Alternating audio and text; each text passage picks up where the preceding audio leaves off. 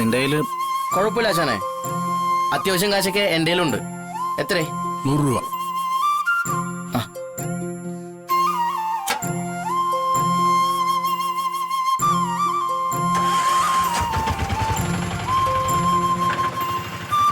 അമ്മയെ ഞാനിങ്ങോട്ട് കൊണ്ടുവന്നു. ഏട്ടത്തമ്മയ്ക്ക് ഒരു കൈസഹായത്തിന് ആ ബാഗ്. വേണ്ട അമ്മ, എന്റെ കയ്യിൽ ഇപ്പൊ പൈസ തരാനൊന്നും ഇല്ല കേട്ടോ. അയ്യോ മോനെ, ഇന്ദുമതി കൂലിക്ക് വേണ്ടി പാത്രം മോറാനും പുറംപണിക്കും ഒക്കെ പോയിട്ടുണ്ട്.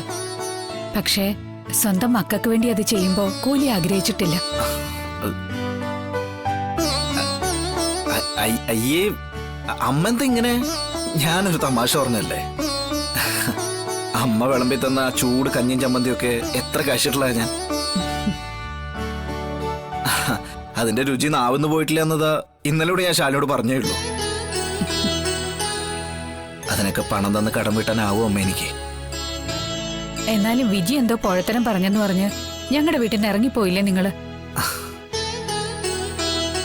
ഈ പിഞ്ചു കുഞ്ഞിനെയും കൊണ്ട് ഒരു രാത്രി അമ്പലത്തിൽ കഴിച്ചുകൂട്ടിന്ന് പറഞ്ഞപ്പോ എന്റെ ചങ്ക് തകർന്നുപോയി.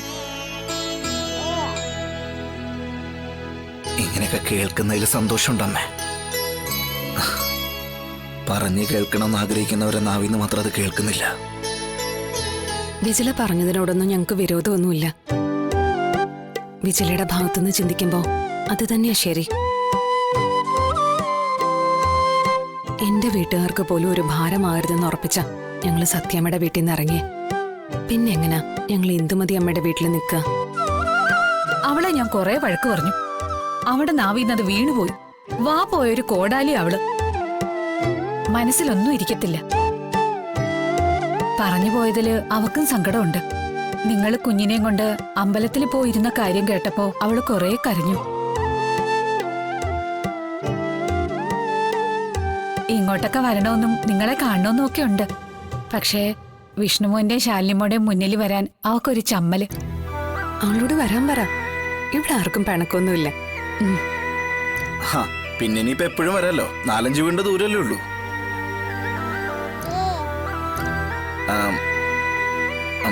അമ്മ, അപ്പൊ എങ്ങനെയാ ഈ വീടിന്റെ കാര്യങ്ങളൊക്കെ?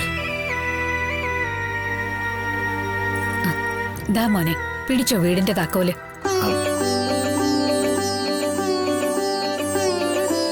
അല്ല മാം, താക്കോലെന്ന് പറഞ്ഞ സെക്യൂരിറ്റി അഡ്വാൻസ് ഒന്നും വേണ്ടേ?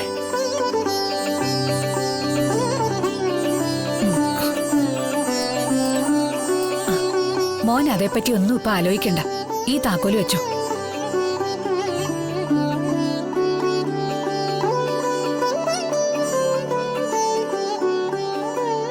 സ്വന്തം വീടായി കണ്ട് ഐശ്വര്യമായിട്ടങ്ങ് താമസം തുടങ്ങിക്കോ. ഒരു അമേരിക്കക്കാരന്റെ തറവാട് വീടാ. ഒറ്റ മകനാ. അയാളാണെങ്കി അങ്ങോട്ട് പോയ പിന്നെ ഇങ്ങോട്ട് തിരിഞ്ഞു നോക്കിയിട്ടേ ഇല്ല. അവിടത്തെ പൗരത്വമൊക്കെ എടുത്ത് അവിടെയുള്ളൊരു പെണ്ണിനെയും കെട്ടി അമേരിക്കയിൽ തന്നെ സ്ഥിരതാമസമാക്കി. പ്രായമായ അച്ഛനും അമ്മയും മാത്രമായിരുന്നു ഇവിടെ താമസം. അവർക്കൊരു സഹായത്തിനും ഇവിടുത്തെ പുറംപണിക്കുമൊക്കെ ഞാനാ വന്നോണ്ടിരുന്നേ. കുറച്ചു കഴിഞ്ഞപ്പോ അയാൾ അച്ഛനെയും അമ്മയും അമേരിക്കയിലേക്ക് തന്നെ കൊണ്ടുപോയി. അപ്പൊ എന്നെ വിശ്വസിച്ചേൽപ്പിച്ചതായി വീട്. പറ്റുമെങ്കിൽ ഇടയ്ക്കിടെ അടിച്ചു തുടച്ചിടണോന്നൊക്കെ പറഞ്ഞു. ആരെങ്കിലും വാടകയ്ക്ക് കിട്ടുന്നുണ്ടെങ്കിൽ വീട് കൊടുത്തോളാനും പറഞ്ഞു. കുറെ നാള് കുറച്ച് അന്യസംസ്ഥാന തൊഴിലാളികൾക്ക് താമസിക്കാൻ കൊടുത്തിരുന്നു. അവര് വീട് നശിപ്പിക്കുമെന്ന് തോന്നിയത് ഇറക്കി വിട്ടു. അമേരിക്കക്കാരൻ മുമ്പ് വീടിന്റെ സ്ഥലത്തിന്റെയും കാര്യം അന്വേഷിച്ച് വിളിക്കുമായിരുന്നു. ഇപ്പൊ വിളിച്ചിട്ട് കുറേയായി. അയാൾക്ക് വീടും വേണ്ട സ്ഥലവും വേണ്ടാതായെന്ന് തോന്നുന്നു.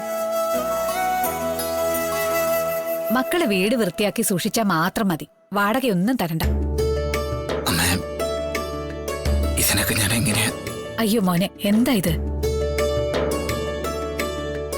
വിഷ്ണുട്ടാ, വാടക കൊടുക്കണം.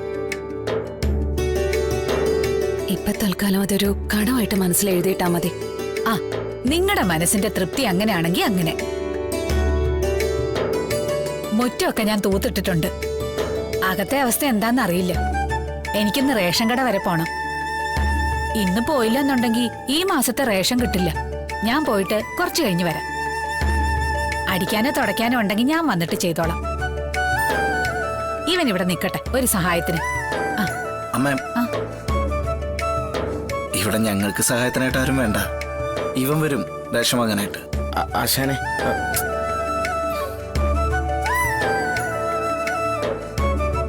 എടാ, നമ്മൾ ആണുങ്ങൾക്കൊരു കുഴപ്പമുണ്ട്. പെണ്ണുങ്ങൾ എന്തെങ്കിലും ജോലി ചെയ്താൽ പിന്നെ അത് എക്കാലത്തേക്ക് അവർക്ക് തന്നെ നമ്മളതങ്ങ് പതിച്ചു കൊടുക്കും.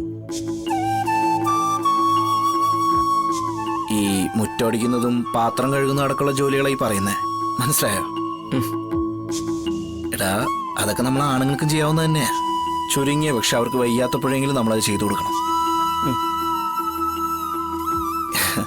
ഇതൊന്നും നമ്മൾ കാണാഞ്ഞിട്ടല്ല, കണ്ടില്ല കേട്ടില്ല എന്ന് നമ്മൾ നടിച്ചു കളയും. ഇതൊക്കെയാണ് വീട്ടിലെ പെണ്ണുങ്ങൾക്ക് പെട്ടെന്ന് ദേഷ്യം ഉണ്ടാക്കുന്ന കാര്യം. അവരത് തുറന്നു പറയുന്നില്ലെന്നേ ഉള്ളൂ കേട്ടാ. വിജിലയൊന്നും ഞാൻ കുറ്റം പറയില്ലടാ. അവളുടെ കാര്യത്തിൽ ചെയ്യാനുള്ള കടമകളും ഉത്തരവാദിത്തങ്ങളും നീ തന്നെ നിറവേറ്റണം. പിന്നെ എന്റെ പിന്നാലെ എങ്ങനെ നടന്നാ പോരാ. ആശാൻ ഡേ, ഇതുപോലെ ആരോഗ്യമുള്ളവരാണ് വീട്ടിലുള്ളപ്പോഴേ പ്രായമുള്ള അമ്മയെ റേഷൻ കടയിലേക്ക് വിടാൻ പാടില്ല. മനസ്സിലാവണ്ട നിനക്ക്? ചെൽ. ഭാഗ്യം ചെയ്തവരാ മോനെ നിന്റെ അമ്മ. എന്നിട്ടും അവരത് തിരിച്ചറിയുന്നില്ലല്ലോ. അമ്മ പോയിട്ട് വാ. വാമേ ആശാനെ.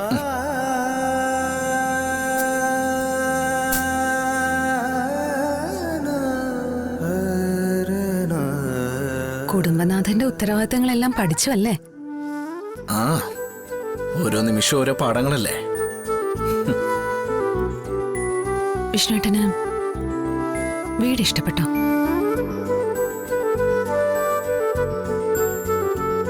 ആ, ഇന്നലെ രാത്രി ഉറങ്ങിയ സ്ഥലത്തിന്റെ അത്ര പോരാ. വാ വിഷ്ണുട്ട, നമുക്ക് വീടൊന്ന് കാണാം. പുറമേന്ന് കണ്ടാൽ തന്നെ അറിയാം. ചെറുതാണെങ്കിലേ നല്ല ഐശ്വര്യമുള്ള വീടാ. ഈ വീട് നമുക്ക് ഐശ്വര്യം കൊണ്ടുവരും. പോവാം. പോവാടി. വാ.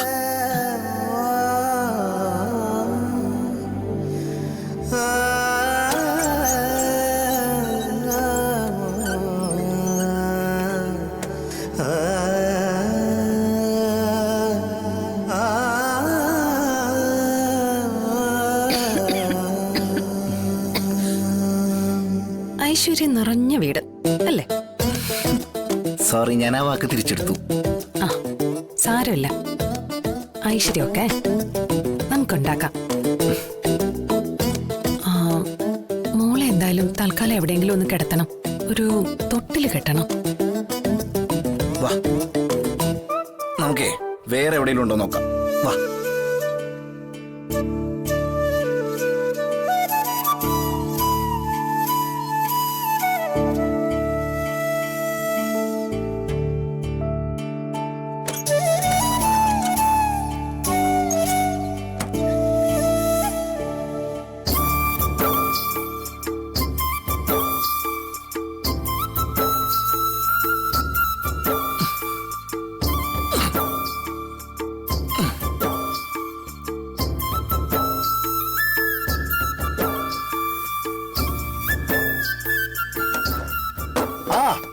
ദേ, തൊട്ടില് റെഡിയായി എന്റെ പാറുകുട്ടിക്ക് ഉറങ്ങാൻ. എങ്ങനെയുണ്ട് പാറുകുട്ടി? കിടക്കണ്ടേ? വാ.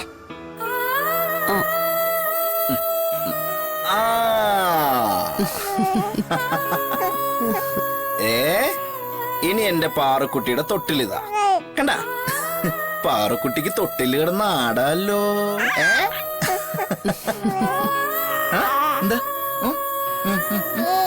വിഷ്ണുട്ടാ, നമുക്കേ ഈ വീടൊന്ന് വൃത്തിയാക്കി എടുക്കണ്ടേ? പിന്നെ തുടങ്ങാം നമുക്ക്. ഹാ, അപ്പൊ ചക്കരക്കുട്ടി ഇവിടെ കിടന്നോ, ഞങ്ങൾ വേഗം വീട് വൃത്തിയാക്കിയിട്ടൊക്കെ വരാം. പോട്ടെ, ടാറ്റാ. ചിരിക്കുന്നു. വാ. പോട്ടെടാ.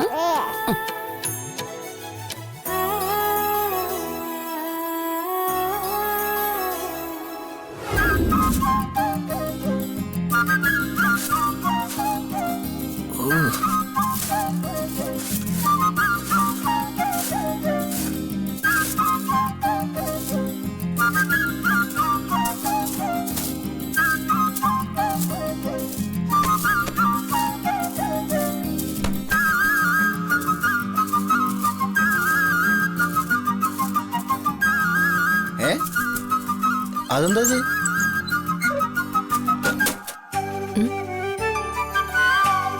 ആ കൂട്. ആ ഒരു കിളിക്കൂട്. ഏ? അത് കളയണ്ട വിഷ്ണുട്ടാ. ഈ കൂടൊരുക്കാൻ ആ കിളികൾ എന്തുമാത്രം കഷ്ടപ്പെട്ടിട്ടുണ്ടാവും. പെൺകിളി മുട്ടയിടാൻ സമയമായെന്നറിഞ്ഞ് ആൺകിളി എത്ര ദൂരദേശങ്ങളിൽ പറന്നെത്തിയാവും ഇതിനുള്ള ചുള്ളിക്കമ്പൾ ശേഖരിച്ചിട്ടുണ്ടാവുക. പിന്നെ 2 കിളികളും ചേർന്ന് അധ്വാനിച്ച് ഈ കൂടുണ്ടാക്കി. പെൺകിളി മുട്ടയിടുന്നതും കാത്ത് ആൺകിളി താമസിരുന്നു. മുട്ട വിരിയാൻ പെൺകിളി അടയിരുന്നപ്പോ ആൺകിളി ആകാശത്തിലൂടെയും വൃക്ഷത്തിലൂടെയും പറന്നും എഴഞ്ഞു എത്തുന്ന ശത്രുക്കളെ പ്രതിരോധിച്ചു നിന്നു. പിന്നെ 2 പേരുടെയും സ്വപ്നങ്ങള് മുട്ടയായി വിരിഞ്ഞു. അടഞ്ഞ കണ്ണുകളോടെ ആകാശത്തേക്ക് നോക്കി വിശന്നു ചിലച്ച കുഞ്ഞുങ്ങളെ പെൺകിളി ചിറകിനടിയിലേക്ക് ഒതുക്കി പിടിച്ചപ്പോ ആൺകിളി അവർക്കുള്ള ഇര തേടിക്കൊണ്ടുവന്നു. അങ്ങനെ വളർന്ന അവരുടെ സ്വപ്നങ്ങള് ഒരു നാൾ ആകാശത്തേക്ക് ചിറക് വിരിച്ച് പറന്നുപോയി. പിന്നെ ഈ കൂടെങ്ങനെ ഒഴിഞ്ഞത്? ഒരുപക്ഷെ അവര് വീണ്ടും സ്വപ്നങ്ങൾ കണ്ടിട്ടുണ്ടാവാം. അതും അല്ലെങ്കിൽ ഒരു വൈകുന്നേരം ചേക്കേറാൻ നേരം ഒരു കിളി പറന്നെത്താതിരുന്നിട്ടുണ്ടാവാം. ആ വേദനയിൽ ചങ്ക് പൊട്ടി കാത്തിരുന്ന ആ കിളിയുടെ ശരീരം താഴേക്ക് വീണ് മരങ്ങൾക്ക് ഭക്ഷണമായിട്ടുണ്ടാവാം. എന്താണോ ഇത്? താനെന്തിനാ ഇങ്ങനെ സങ്കടപ്പെടുന്നേ? നമ്മളും ഇതുപോലൊരു കൂട് വെച്ച് തുടങ്ങുകയല്ലേ? ഇവിടെ വേണം നമ്മുടെ സ്വപ്നങ്ങളെ വിരിയാനും ചിറക് വിടർത്തി പറക്കാനും. ഞാൻ പറഞ്ഞത് ഓർമ്മയുണ്ടല്ലോ,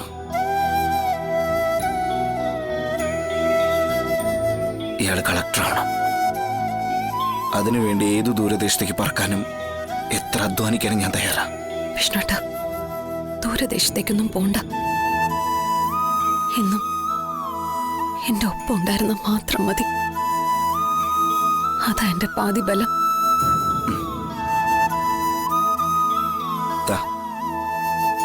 ഇതങ്ങ് തന്നേക്ക് കൂട്.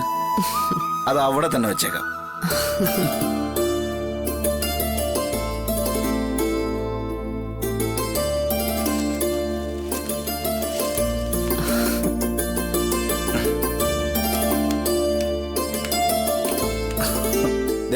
ഭദ്രായിട്ട് അവിടെ വെച്ചിട്ടുണ്ട്. ഇനി ഒരു കിളിയുടെ ശാപം കൂടി ഏക്കാൻ വയ്യ.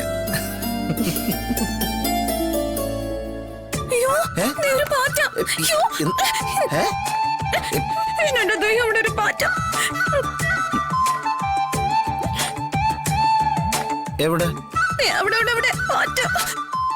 ഓടിച്ചു വിട് വിഷ്ണുട്ടോ.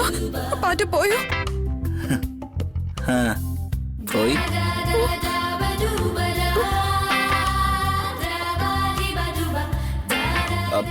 പക്ഷേ അവിടെ ഉണ്ട്. ഇത് കണ്ട?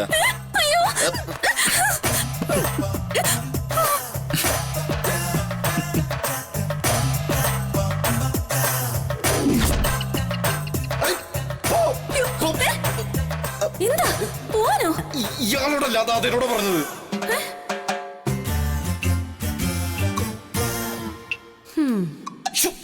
അതൊരു പല്ലിയല്ലേ, ദിനോസറൊന്നും അല്ലല്ലോ. എനിക്ക് പേടിയാ. ഡിനോസറിന് എനിക്ക് ഒരു പേടിയില്ല. എന്റെ അമ്മേ, സമാധാനായിട്ട് കിടക്കങ്ങോട്ട്. എന്റെ ശാലിനി, ഞാനെങ്ങനെ നിലത്ത് കിടക്കുന്ന സമയത്ത് അതെങ്ങനെ നിലത്ത് വീണാലോ? അനു, ഇപ്പൊ എന്ത് ചെയ്യണമെന്ന്? ഇന്ന് ഒരു ദിവസത്തേക്ക് ബെഡില് ഞാൻ. ശരി, എന്നാ കിടന്നോ. എന്റെ ദേവി.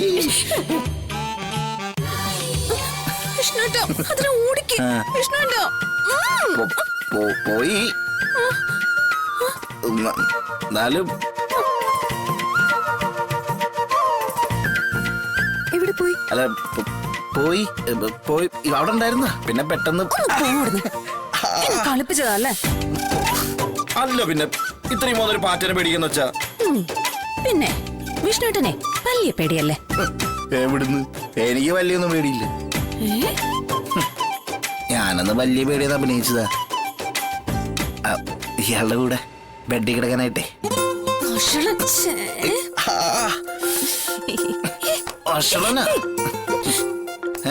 വീട് വിഷ്ണുട്ടാ.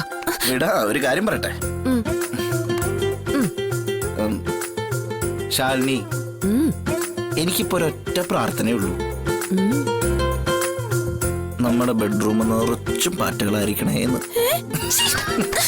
എന്ത് വിഷ്ണുട്ടാ? ആ ദേ മോളുണർന്നു. ചെല്ല്.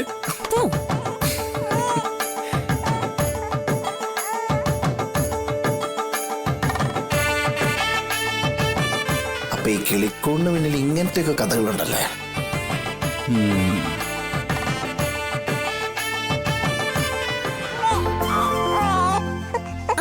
അജടാ മോളു, എന്റെ പാർക്കുട്ടി ഉറങ്ങിയില്ലേ? എന്തേ? എന്താ ഇവിടെ ബഹളം? മോളുണർന്നു വിഷ്ണുട്ടാ. ആരവിടെ ബഹളം ഉണ്ടാക്കണേ? പാർക്കുട്ടി വാ. എന്താടി? അവളെ നല്ല കളിക്കാനുള്ള മൂഡിലാന്നാ തോന്നുന്നത്. ആ നടക്കട്ടെ അച്ഛന്റെ പാർക്കുട്ടി. ഓ എന്റെ ഈ വീട്ടിലൊന്നും ഇല്ലല്ലോ. പിന്നെ വിഷ്ണുട്ടൻ എന്താ വിചാരിച്ചേ? ഫ്രിഡ്ജും വാഷിംഗ് മെഷീനും AC അടക്കം ഒരു വീട് വെറുതെ അങ്ങ് കിട്ടുമെന്നോ? വാടകയും സെക്യൂരിറ്റി ഒന്നും ഇല്ലാതെ ഇതുപോലെ അടച്ചുറപ്പുള്ള ഒരു വീട് കിട്ടിയത് തന്നെ നമ്മുടെ ഭാഗ്യ.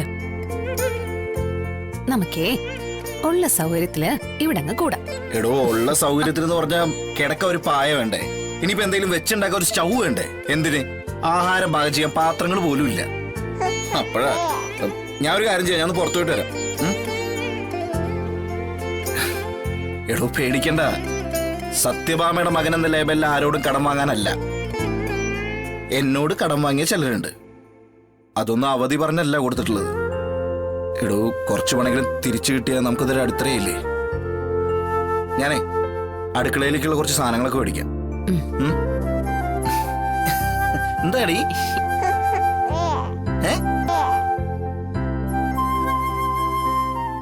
എന്താ വിഷ്ണുട്ടാ? ഞാൻ ഓർക്കുമായിരുന്നു, നമ്മളും ഇതുപോലെ കുഞ്ഞുങ്ങളായിരുന്നാ മതിയായിരുന്നല്ലേ. ആർക്കും നമ്മളോട് ദേഷ്യമോ പിണക്കോ ഒന്നുമില്ല. എല്ലാവരുടെയും സ്നേഹവും ലാളനയും. ഇനിയിപ്പോ എന്തെങ്കിലും കുസൃതി കാണിച്ചാൽ തന്നെ മറ്റുള്ളവരത് കണ്ണടച്ചു കളയും. ആരോടും ദേഷ്യമോ വിരോധമോ പകയോ അസൂയോ ഒന്നുമില്ലാതെ ഇങ്ങനെ ശാന്തമായിട്ടിരിക്കാം. അങ്ങനെ നമ്മള് കുഞ്ഞുങ്ങളായിരുന്നോ എനിക്ക് എന്റെ വിഷ്ണുവേട്ടനെ കിട്ടുമായിരുന്നു. ഇത്രയും സ്നേഹം എനിക്ക് എവിടെ നിന്ന് കിട്ടാനാ?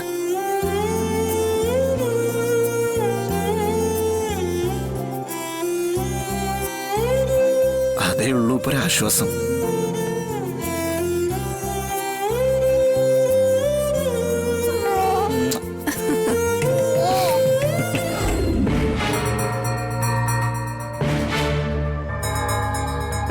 ബാലേന്ദ്രനോട് പണം കടം ചോദിക്കാനോ?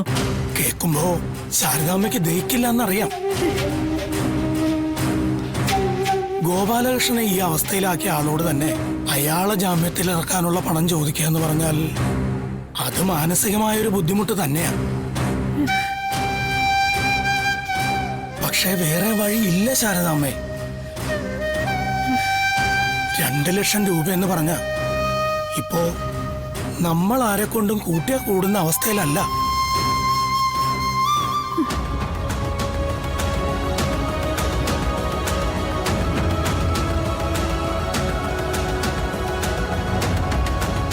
നിങ്ങളുടെ മകളെ ഞാനിങ്ങ് എടുക്കുക ശാരദാമ്മേ.